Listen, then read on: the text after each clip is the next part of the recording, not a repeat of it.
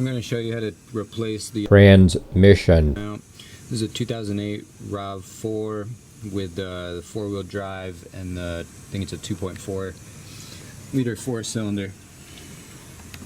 The first thing you need to do is remove the splash guard. There's just a bunch of 10mm bolts on the front here and some plastic clips. And then you got to get a jack to place under the engine. Best place to put it is right here on the bottom of the transfer case. And I like to put a piece of wood under it. That transfer case might be made out of aluminum, so you don't want to crack it.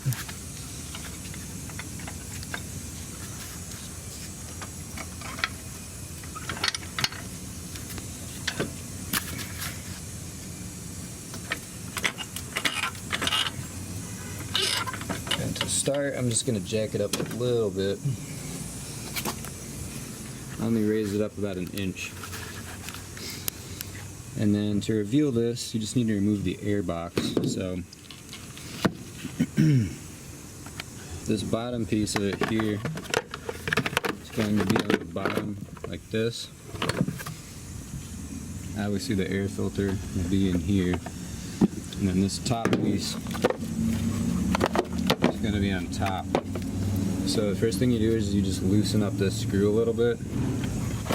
And then there's this one, and then one here that you just pop off, and I think it's just those two. And then this will come out of here, it just pops up, and then it's got these wires attached to the top for the sensor, but you're able to kind of just move it and put it up here out of the way. Then you just take the air filter out, and there's going to be 3 10mm bolts in there. You remove those, and this pops out. And the engine mount is right there. And basically you've got the center bolt here, you need to get this out. And then I believe there are 4 bolts in there holding it in. The center bolt here is a 14mm. I cracked it loose with a ratchet. It was kind of hard to get started because I had to fit a pretty short 3/8 ratchet in there. But after you get it started, it should be pretty easy to turn. If it's really hard to turn after you kind of gotten it started a bit, you might want to try raising. Oops, and I guess there's a bolt on the end there. I didn't realize. I thought it was part of this mounting thing here. Like I was saying, if it's really hard to turn after you've already gotten it out quite a bit, you might want to try raising or lowering your jack. I raised mine up quite a bit, and I'm able to turn this bolt by hand. And the bolt on the other end here is also a 14mm. All the 4 bolts down there is 17mm, and I could only fit a wrench on the bottom one there, and then this little 3/8 ratchet on this one, and I just put that pipe over them as a cheater bar, as you can see. And there's also a 10mm bolt you have to remove here that holds on this wiring harness. You can kind of pull the wiring harness thing off the little tab that it's on too. And then the one bolt down here, that 17mm, is such a pain to get to. I think you can only really get to with a wrench. I would recommend buying a ratcheting 17mm wrench just for that bolt if you don't have one like me, because it's a real pain to get out there. And make sure you move this bracket actually first before you attempt to get the bolts on this side, especially that bottom one. It'll make it a lot easier. Then after you get those 4 bolts out, the engine mount should just come right out.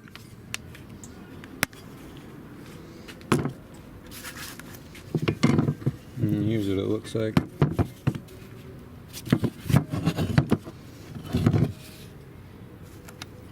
And like you could see, especially with that crack right there, this one is definitely starting to go bad.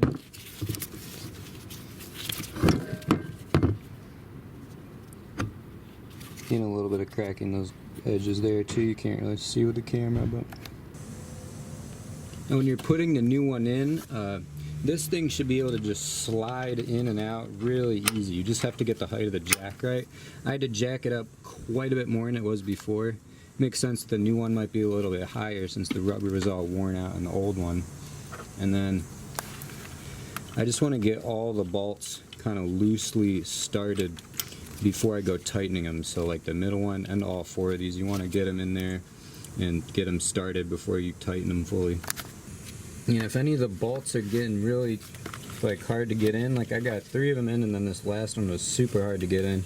I just had to jack the engine up like way more, and then it went in pretty easy. So you just really have to mess around with the height of the jack.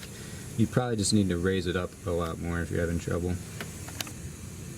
And then I don't know what the torque spec for these bolts are. If anybody knows, you can leave them in the comments. But they're really big bolts, so I'm just gonna these mounting ones, just pretty much tighten the crap out of them.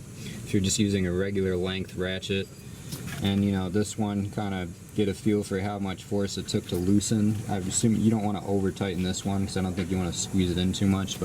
And I was told to let the weight of the engine down on it before you go and torque the bolts. You want to lower the jack down all the way, let the engine sit, and then go ahead and torque the bolts. And I ended up losing my wrench. It took me forever to figure out where it is. It went down the air thing.